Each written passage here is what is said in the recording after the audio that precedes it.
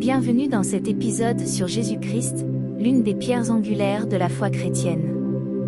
Dans ce podcast, nous allons examiner l'importance de Jésus-Christ, en utilisant des versets bibliques pour soutenir nos arguments.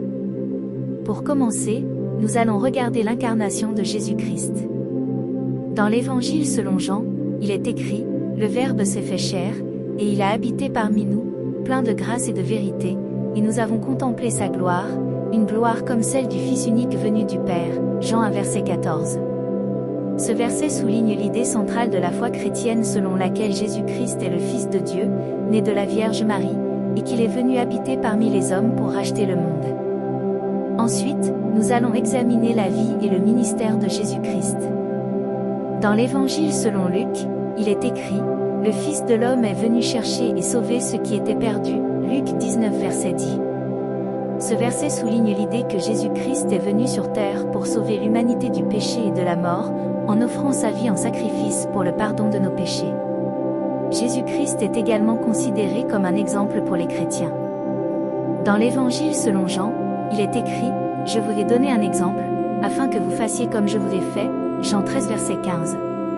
Ce verset souligne l'idée que les chrétiens doivent suivre l'exemple de Jésus-Christ en aimant leurs prochains et en servant les autres. Enfin, nous allons examiner l'importance de la résurrection de Jésus-Christ. Dans l'Évangile selon Matthieu, il est écrit, « Il n'est pas ici, car il est ressuscité, comme il l'avait dit. Venez, voyez le lieu où il était couché. » Matthieu 28 verset 6. Ce verset souligne l'idée centrale de la foi chrétienne selon laquelle Jésus-Christ est ressuscité des morts, triomphant de la mort et du péché, et offrant la vie éternelle à tous ceux qui croient en lui. En conclusion, Jésus-Christ est un élément central de la foi chrétienne. En tant que Fils de Dieu, il est venu sur terre pour racheter le monde, offrant sa vie en sacrifice pour le pardon des péchés. Les chrétiens sont appelés à suivre son exemple en aimant leurs prochains et en servant les autres. Et grâce à sa résurrection, les chrétiens peuvent avoir l'assurance de la vie éternelle en lui.